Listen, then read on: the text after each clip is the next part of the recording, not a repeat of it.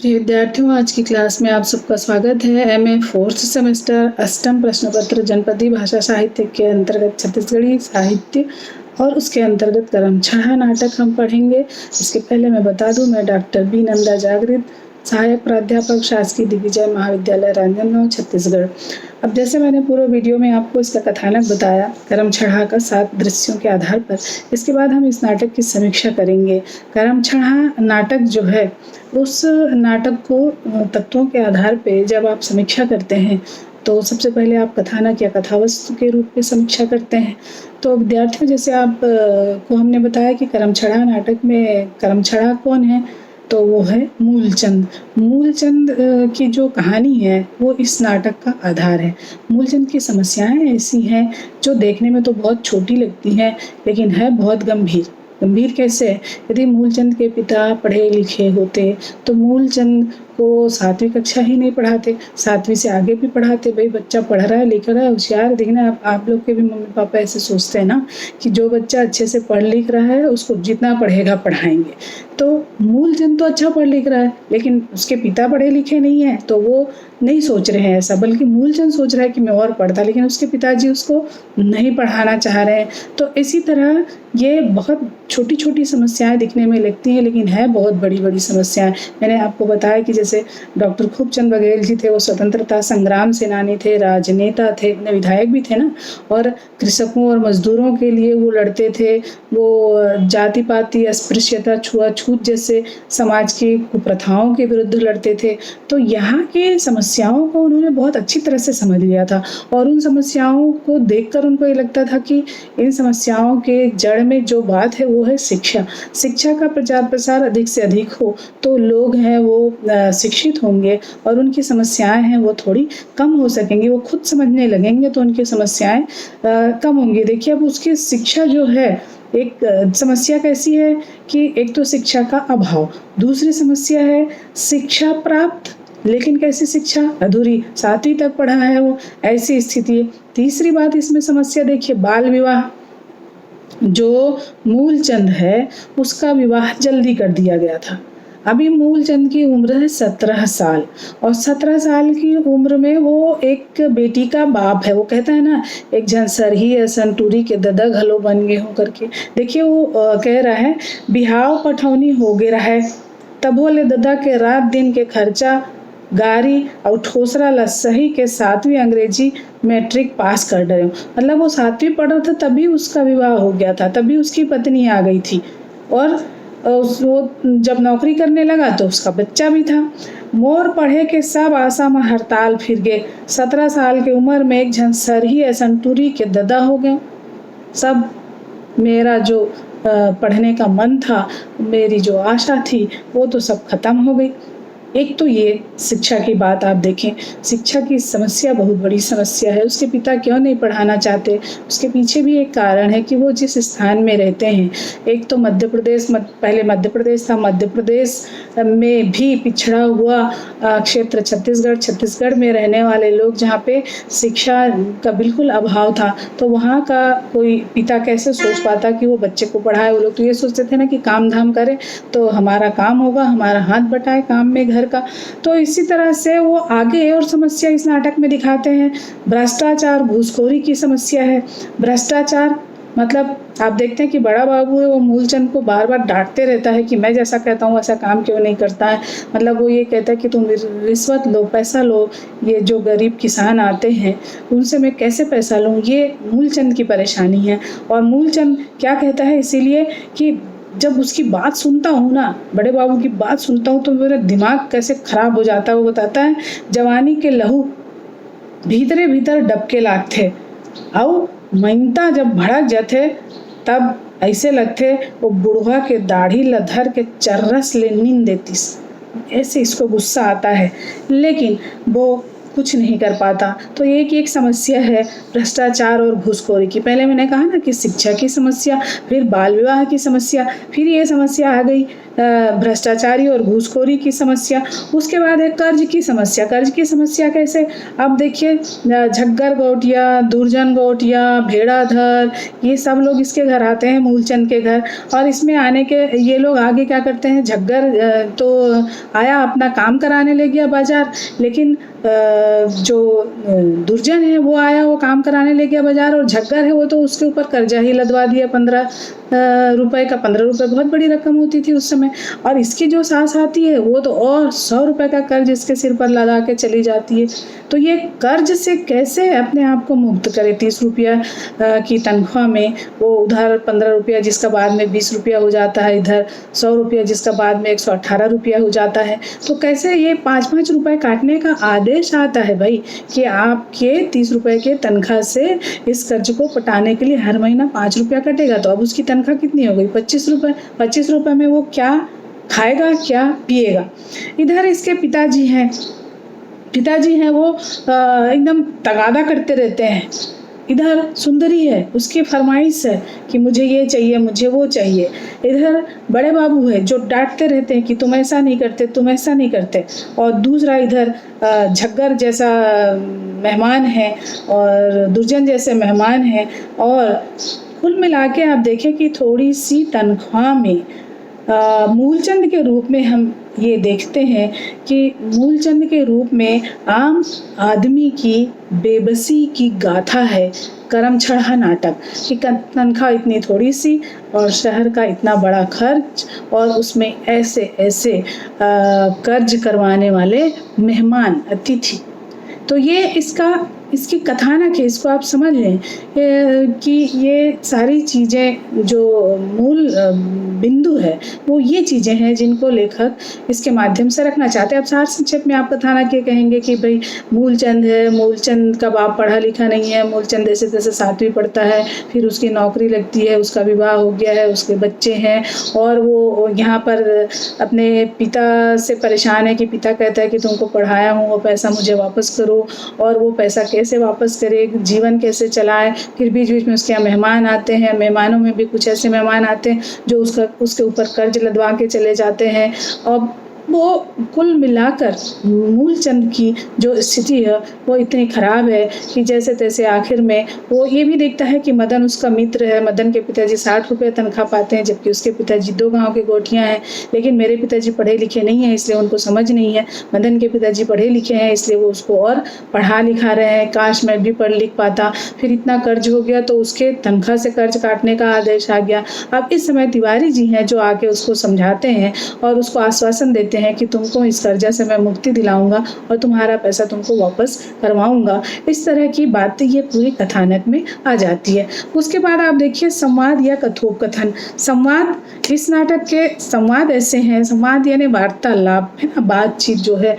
संवाद कैसे हैं? अब एकदम से ऐसा कि नहीं होना चाहिए संवाद नाटकों में कि एक एक पेज 2-2 पेज के लंबे लंबे डायलॉग हों, ऐसा नहीं है। तो यहाँ के संवाद छोटे हैं और ऐसे संवाद हैं जो पाठकों को और दर्शकों को, चूँकि ये नाटक है, मंच पर खेला जाता है, तो ज़रूर पसंद आते हैं सुनने में। ऐसी भाषा का प्रयोग ये करते हैं कि अब देखिए जैसा पात्र है, जिस स्तर का पात्र है, उस स्तर से उसकी भाषा है, उसकी सोच है, दोनों चीज़ है। मूलचंद के पिताजी पढ़े लिखे नहीं है, इसलिए वो अपने बेटे को नहीं पढ़ाना चाहते, ऐसी सोच है उनकी। और इधर देखिए भेड़ाधर जो आया है, इनका साला मूलचंद का, वो पढ़ा लिखा नहीं है, अशिक्षित है। अब एक अशिक्षित व्यक्ति है, वो भेड़ाधर कहता है कि मेरे को रायपुर आना बिल्कुल अच्छा नहीं लगता। क्यों? वो उसको रायपुर आने में डर लगता है।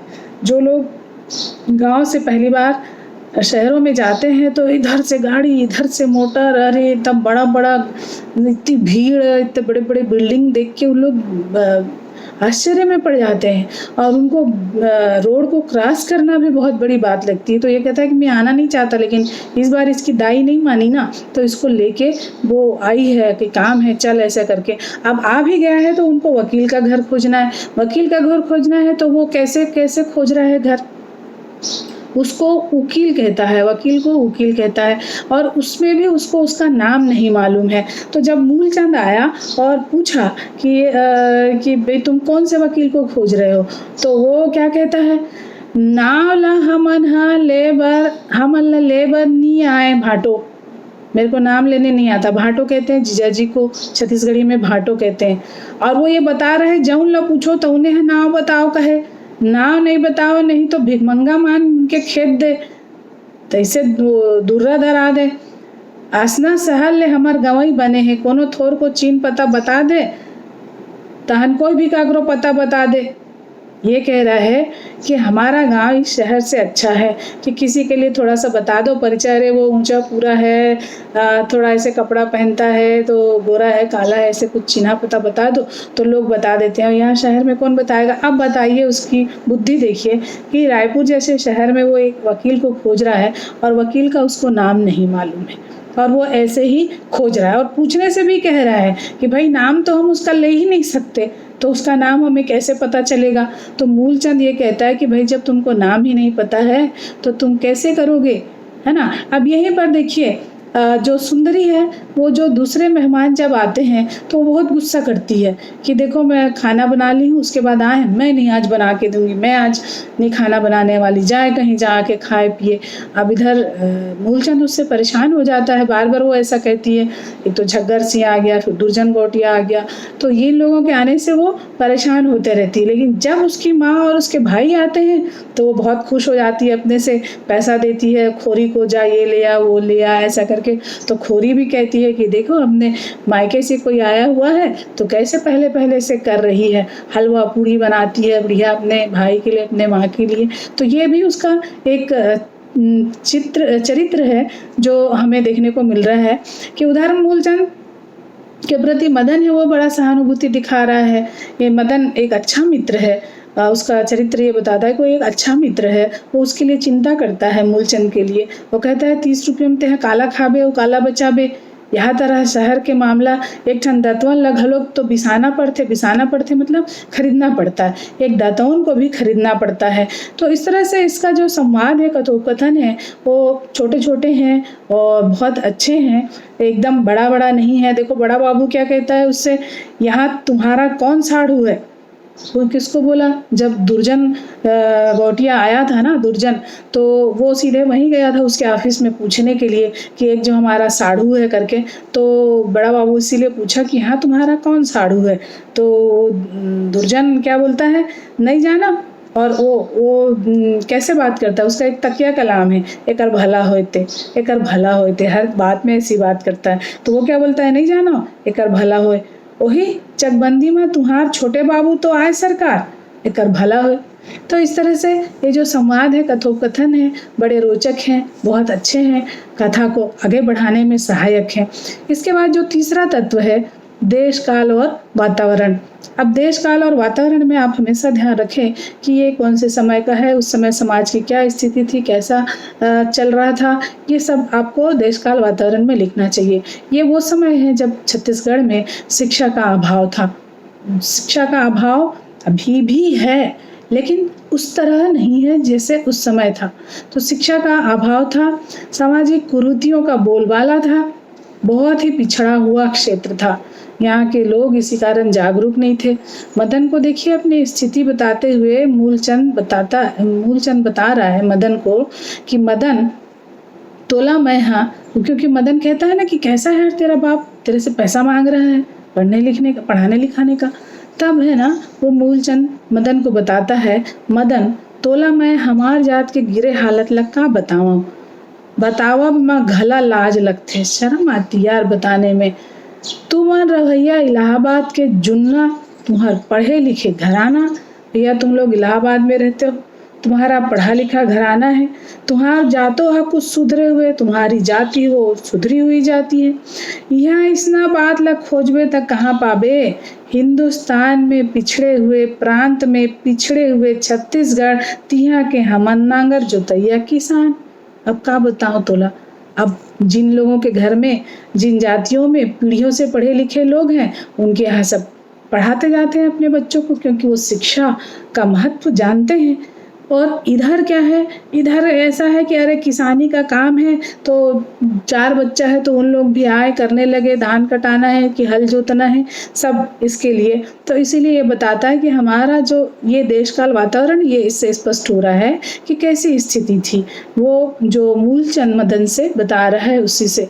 तो ये जो दुर्जन गौटिया है ना, उसकी भी बात आप देख लो कि मूलचंद के बारे में जब वो पूछता है ना कि समाज में पहले कैसे एक चलता था कि अपने गांव में अपने यहाँ का कानून चलता था ऐसा, तो मूलचंद के बारे में बड़ा बाबू ये पूछता है, अच्छा आज तो तुम पूछने आ गए हो उसको, मूलचंद चंद्रवंशी को, उसका पूरा नाम है मूलचंद चंद्रवंशी, आज पूछने आ गए हो, लेकिन तुम ही लोग तो थे ना, क्यों तुम लोगों ने तो उनको जनेऊ पहनने पर जात से छोड़ दिए थे ना, वो लोग जनेऊ पहन लिए, उसको कहा कि नहीं नहीं अब तुम हमारे जात के नहीं हो भैया, जाओ अलग हो जाओ। तो इस तरह से उनकी सोच, उनकी कानून ऐसी थी। और उस समय ऐसा भी था कि किस तरह से जो गौटिया लोग थे वो लोग अपने आसामियों का शोषण करते थे। देश काल वातावरण की बात कर रहे हैं ना हम, तो दुर्जन गौटिया के साथ जो ररुहा और भुरुआ आए हैं वो लोग बता रहे हैं उसके बारे में कि तो भुरुआ बताता है मेरे तो लगी भैंस, मतलब जो भैंस दूध दे रही होती है उसको कहते हैं लगी भैंस, लगी भैंस को ले जाना चाहता है अपने घर में, और ये भी बता रहा है कि देखो मेरे साथ तो इतना रुपया लेना चाहता है। तो मतलब दुर्जन गौटिया के रूप में जो शोषक लोग हैं और इस तरह से ररुहा भुरुआ जैसे सामान्य लोगों का शोषण करते हैं, वो भी उस काल में था। उस काल में सेठ महाजन बनिया भी बहुत लोग थे, महाजनी सभ्यता थी, लोग कर्ज उन्हीं से लेने जाते थे, अब बैंक तो था नहीं, तो उस समय ऐसा चलता था। इधर महिलाओं की स्थिति भी बहुत अच्छी नहीं थी। खोरी रौताइन है, वो उसका जो पति था, उसका जो राउत था, उसकी 2 बीवियाँ थी और वो दोनों क्या करता था, पत्नियों की खूब पिटाई करता था। पहले ऐसे ही होता था, कुछ बात हुआ नहीं कि बस धड़ धड़ धड़ धड़ गए अपनी पत्नी को दे दनादन। तो यहाँ पर ये बताती है, खुद बता रही है कि 2 बीवी थे और दोनों की वो खूब पिटाई करता था। वो क्या बताती है, का कहिबे बड़ निर्दयी मनखे रही से, अपने राउत के बारे में बता रही है कि का कहिबे बड़ निर्दयी मनखे रही से, मालिक उनय न गुनय दोय दोय देते देवे, मतलब दनादन पिटाई करता था। आज सुंदरी की हालत भी ठीक नहीं है। उस समय लड़कों को ही ठीक से नहीं पढ़ा पाते थे, तो लड़कियों के पढ़ाने की तो कल्पना करना बेमानी है। तो सुंदरी की हालत भी ठीक नहीं है। अब क्या है, मैंने बताया कि 17 साल की उम्र मूलचंद की है। अब आप सोचिए कि सुंदरी की उम्र कितनी होगी, और उसमें भी एक बच्चा है उसका। अब इसीलिए उसके भी अपने शौक हैं, भाई आभूषण पहनने का शौक है उसको, अच्छे से रहने का शौक है, और इधर दिन भर वो ये शौक तो पूरे नहीं होते, खाना बनाना, खिलाना पिलाना, बच्चों को देखना, घर का काम काज देखते रहना, यही उसका काम था। इसीलिए वो मूलचंद से कहती है, हवा में कुर्सी में बैठे रही था तब तो तुम लातक जियान पर थे, कहूँ हमार मन सही रांधते हो पसाते हो, लड़का के सेवा जतन करते हो, और 4 जन अवैया जवैया मन के झमेला सहते हो, तब तो कौन जानी का हाल होती। वो समझती है कि मूलचंद तो बढ़िया ऑफिस में बैठ के ठंडी ठंडी हवा खाते काम करते रहता है और इधर मैं पीसते रहती हूँ। तो इस नाटक का देश काल वातावरण आप देखेंगे तो आपको बड़ा ही उस समय का छत्तीसगढ़ है वो एकदम दिखाई देने लगेगा। उस समय का जो समाज है उसका चित्रण आपको दिखाई देगा। उसके बाद में हम देखते हैं अगला जो तत्व है, पात्र और चरित्र चित्रण। इस नाटक में जिन पात्रों की हम बात कर रहे हैं उसमें जैसे मूलचंद की पत्नी सुंदरी, फिर उनकी काम वाली बाई खोरी, और उसके पिताजी गुहरी गौटिया, और फिर उसके ऑफिस का बड़ा बाबू, और फिर दुर्जन गौटिया, उसका साला भेड़ाधर, और ररुहा भुरुआ नाम के जो आए हैं लोग दुर्जन गौटिया के साथ, उसका मित्र है मदन, और फिर तिवारी जी हैं, और एक झग्गर सिंह है, पोस्टमैन है। अब पोस्टमैन का केवल बस ऐसे नाम आता है, और उसी तरह नौकर है उसका भी नाम आता है, और डेरहा और पचकौड़ जो मूलचंद के जो सौतेली माँ है मूलचंद की, उसके बच्चे हैं डेरहा और पचकौड़, इन लोगों का भी नाम आता है। तो इतने सारे ये पात्र हैं, परंतु नाटक का मुख्य पात्र या हम कहें नायक मूलचंद है। तो हम बात कर रहे थे तत्व, पात्र और चरित्र चित्रण की। तो जैसे मैंने बताया कि सफलता तब होती है लेखक की कि वो पात्रानुकूल भाषा का प्रयोग करे, पात्रों के अनुकूल उनकी स्थितियों को दर्शाए। तो हम देखते हैं कि गौरी गोटिया जो है, बिल्कुल लेखक ने वैसा ही प्रयास किया है। गौरी गोटिया को अनपढ़ अशिक्षित बताया है, और अशिक्षित व्यक्ति जिस तरह से वो सोच सकता है उसी तरह से वो सोचता है। दूसरी बात ये कि वो एक दूसरी पत्नी भी रखा है, उसके भी बच्चे हैं, इसलिए भी मूलचंद के प्रति उसका उतना लगाव नहीं है, झुकाव नहीं है। फिर भी वो जैसे तैसे उसको दूसरों को कहने पे पढ़ा देता है। पढ़ा तो दिया, लेकिन 1300 रुपये जो खर्च हुआ है उसको वो बार बार याद कराता है मूलचंद को कि भाई तुम 1300 रुपये मेरा वापस करो। अब देखो, मूलचंद को उसने चिट्ठी लिखी है, और चिट्ठी में क्या लिखा है? मूलचंद के लिए चिट्ठी लिखवाया उसने तो नहीं लिखा है। वहाँ एक महाराज है, पुराणिक महाराज कहते हैं उसके गांव में, वहाँ उस पुराणिक महाराज से चिट्ठी लिखवाया है, लेकिन दस्तखत उसने खुद किया है, गौरी गोटिया ने। दस्तखत करना मतलब वो प्रौढ़ शिक्षा में सीखा होगा लिखने के लिए, जैसे पहले खूब चला था। तो उसने चिट्ठी भिजवाया है, और चिट्ठी में क्या लिखा है आपको मैं पढ़ के सुनाती हूँ। मोर चिट्ठी ला बने पढ़ लेबे, तोला मेहा 7 गिलास अंग्रेजी पढ़ाए, 7 गिलास अंग्रेजी पढ़ाए, 1300 रुपया लगे, 1300 रुपया लगे है। दूसर मन ब्याजी लगा लेतीस, फिर मेहा तोला बेटवा जान के मुद्दल मांगथो। बच्छर भर हो गए, कहानी कौड़ी तक तो नहीं दे हस, अपने डौकी लइका के पूर्ति हो गए। मैं यहाँ ले बैठे बैठे सब तो रंग ढंग ला सुनथो, खूब पहुनई मनाथस। अब देखियो चिट्ठी में मुहर बनबे का, अब तोर बर दार चाउर घला गाँव ले नहीं आवे। तय हर रुपया देबे तब मैं हा तोर बर चाउर दार भेजहूँ। हाथ में सांवर बनाथस, और घर में बहु छोकरी ला पोलका चोली पहिराथस, चूरी पटाला हेरवा दे हस, चूरी हा घलो बहा भर नहीं है। ये उसकी चिट्ठी है। आप उस चिट्ठी से आप समझ जाइए कि उसकी सोच कैसी है कि वे बहू को भी तुम पोलका पहनाने लगे हो, मतलब क्या कि शहरी जैसे रखने लगे हो, गांव घर का सब रीति रिवाज है वो सब तुम भूल गए हो।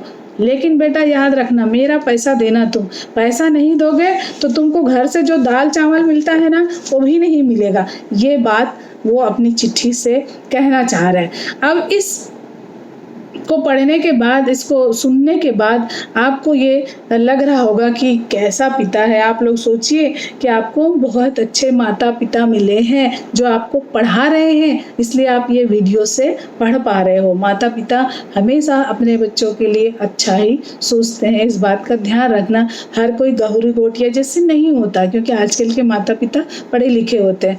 तो ये गौरी गोटिया की बात हो गई। दूसरी बात है, दूसरा है दुर्जन गोटिया। ये दुर्जन तो जैसा नाम है वैसा ही इसका काम है। ये बड़ा ही मतलबी इंसान है, बस अपना काम जैसे तैसे बन जाए एकदम। ये बार बार एक तो तकिया कलाम बोलता है, एकर भला होते, एकर भला होते। और इसकी बात मतलब ये कितना बुरा आदमी है, ये बात जो इसके साथ में ररुआ और गुरुआ आए हैं वो लोग भी बताते हैं। और तीसरा एक पात्र है भेड़ाधर। भेड़ाधर तो ऐसा अनपढ़ है, उसकी बुद्धि की बात क्या कहें कि वो वकील का पता भी उसको नहीं मालूम, पता तो पता उसका नाम नहीं मालूम। और रायपुर जैसे जगह में वो खोज रहा है तो कौन बताएगा? कोई उसको चोर समझ रहा है, कोई उसको भुखमंगा समझ रहा है जा भाग, क्या पूछता है, कुछ समझ में नहीं आता है। ऐसा तो ये भेड़ाधर है। एक झग्गर सी है जो बड़ा मतलबी, कहाँ लंबा चौड़ा मूलचंद के काका का समधी आ गया है, और आने के बाद में 100 रुपया कर्जा भी करा दिया है। उधर सुंदरी है, मैंने कहा कि सुंदरी छोटी है। अब सोचिए उसको भी बड़ा शौक है गहने गूठों का, तो वो अपने पति को ये बात सुनाते रहती है कि 3-3, 4-4 महीना हो गया नौकरी करते। उसको लग रहा था कि नौकरी मिलते ही सब ऐसा हो जाएगा, मैं बहुत बढ़िया आराम से रहूंगी, सोने चांदी से लदी रहूंगी, लेकिन यहाँ तो ऐसा है नहीं। तो इसीलिए वो कहती है कहाँ में अपन दाई दे दला, चंडाल चंडालिल मन मोला यही घर में लान के भोसा दिन। 3 महीना नौकरी करत हो गए, मोर बर सुर्रा बनिस न ढार। ये छत्तीसगढ़ का पुराना पारंपरिक अलंकार है, गहना है, सुर्रा और ढार। तो वो कह रही कि ये भी नहीं बना। खोरी ऐसी स्त्री है कि उसको ये लगता है कि स्त्रियों के मन में पहले ये भर दिया गया था कि पति है वो मारे तब अच्छा है, इसलिए वो कहती है कि उसकी बुद्धि में यही बात बैठी हुई है। उसको ये लगता है जब तक पति मारता नहीं है तब तक स्त्री की बुद्धि नहीं जागती। और वो क्या कह रही है सुनिए, आज ऊकरे लौठी के प्रताप ले, ऊकरे मने राउत के, जो उसका राउत जिसकी मृत्यु हो गई है, आज ऊकरे लौठी के प्रताप ले जगह जगह खोरी बास्थों, कूटे पीटे झरे ले लेड़गी भकली। मतलब ये कि कूटे पीटे झरेले मतलब मार खाने से, पति के मार खाने से लेड़गी भकली जकली डौकी घलोमन सुंदर चरबाक हो जाते। कहूँ मोर भैया राउत के दुहत्था लौटिया मोर गोड़ मन नहीं परे रहतीस तब मोला आज कौन पूछतीस। ले बताओ उसकी बुद्धि कि जब उसके पति ने उसको मारा तब उसकी बुद्धि आई है, पति का मार खाई है तब लोग उसको पूछ पर रख रहे हैं, ऐसी उसकी सोच है। अगला तत्व हम देखें कि भाषा शैली। भाषा शैली चूंकि ये छत्तीसगढ़ी नाटक है तो छत्तीसगढ़ी भाषा का प्रयोग है। पहले छत्तीसगढ़ी बोली थी क्योंकि ये जब नाटक लिखा गया तो ये मध्य प्रदेश के अंतर्गत आता था छत्तीसगढ़, तो ये बोली थी। और इस नाटक में छत्तीसगढ़ी अब हम भाषा के रूप में जानते हैं छत्तीसगढ़ी को। तो छत्तीसगढ़ में छत्तीसगढ़ की ये राजभाषा है। तो इसमें भाषा शैली बहुत ही सुंदर है, बहुत ही मतलब पढ़ने में आपको बड़ा मज़ा आएगा, आनंद आएगा और बहुत ही सहजता है इसमें, समझने में कठिनाई नहीं है। चाहे कोई भी पात्र हो बिल्कुल अपना जिस स्तर का है उस तरह से अपनी भाषा को प्रयोग करता है, वो बोलता है। मदन है, मूलचंद है, बड़ा बाबू हैं, लोग पढ़े लिखे हैं, तिवारी जी वकील हैं, ये लोग पढ़े लिखे हैं, तो ये उस तरह की भाषा का प्रयोग करते हैं। और जो लोग निरक्षर हैं वो लोग उस तरह की भाषा का प्रयोग करते हैं। और यही लेखक की सफलता होती है कि वो पात्रानुकूल भाषा का प्रयोग करे। लेखक खूबचंद बघेल जी की ये सफलता है। छत्तीसगढ़ी के हाना का प्रयोग इन्होंने किया है। छत्तीसगढ़ी हाना पहले ही आपने सुने ना, भाई का कहे कुछ कहीं नहीं जाए और कहे बिना रही नहीं जाए, बम बोल ले गिरे तब वो इर में अटके। देखिए कितना सुंदर मतलब हाना जो अपना छत्तीसगढ़ी में ना, हिंदी में आपने सुना होगा आसमान से गिरे और खजूर में अटके, लेकिन छत्तीसगढ़ी में क्या है, बम बोल ले गिरे तब वो इर में अटके। अब रोय ले का होते जब चिड़िया चुग गए खेत, दुबर लद्दू असाड़ मोरे गति सांप छछू सही, मेरी गति सांप छछुंदर जैसे कहते हैं। वो सारी खुदाई एक तरफ जोरू का भाई, एक तरफ धान है जबे छराते तबे सुंदर चौर बनाते। इस तरह के छत्तीसगढ़ी कहावतों का प्रयोग है। उर्दू के शब्दों का प्रयोग है जैसे मुफलिस और महकमा, महकमा माने विभाग। एक शब्द है तोइन सालवे, तोइन सालवे शब्द है। तोइन सालवे मतलब तुर्फलिस, तुर्फलिस का मतलब अभी हम क्या समझेंगे कि फलाना तुर्फलिस हो गया, मतलब फरार हो गया है। ठीक है, इसका भी इन्होंने इस नाटक में प्रयोग किया है। अगला इसमें तत्व होता है अभिनेता का। ये तो नाटक इतना अच्छा है कि इसको कई बार इसका मंचन किया जा चुका है, तो इसमें अभिनेता के तत्व हैं। ये नाटक को आराम से मंच पर खेला जा सकता है, ये बहुत ही उपयुक्त है। उद्देश्य की बात करें तो प्रत्येक रचना का कुछ न कुछ उद्देश्य होता है। मुख्य रूप से दो उद्देश्य होते हैं, एक शिक्षा, दूसरा मनोरंजन। पहला मनोरंजन, दूसरा शिक्षा। मनोरंजन मतलब पढ़ के आनंद आना चाहिए, रस मिलना चाहिए, और दूसरी है शिक्षा। तो शिक्षा में और साथ ही साथ ये भी है कि देश काल वातावरण के अनुसार उसके जो उद्देश्य हैं उसमें और वृद्धि होती जाती है। इस नाटक में आप जैसे देखेंगे पिछड़े वर्ग की जो, पिछड़े क्षेत्र की जो समस्याएं हैं उनको प्रस्तुत करना इस नाटक का प्रमुख उद्देश्य है। और साथ ही वो समस्या तो ला रहे हैं कि शिक्षा का अभाव है, और वो ये संदेश दे रहे हैं कि हमको शिक्षा का प्रचार प्रसार अधिक से अधिक करना चाहिए। दूसरी चीज ये बहुत बड़ी बात है कि जो ग्रामीण और शहरी सभ्यता का मिश्रण होता है और उससे जो विसंगति उत्पन्न होती है उसको व्यक्त करना इस नाटक का मुख्य उद्देश्य है। बच्चों, मुझे लगता है कि आपको ये जो हमने समीक्षा की वो समझ में आ गया होगा। बहुत बहुत धन्यवाद। आप लोग जरूर देखें, जरूर पढ़ें ताकि आप परीक्षा में अच्छे से अच्छा अंक लेके पास हो सकें।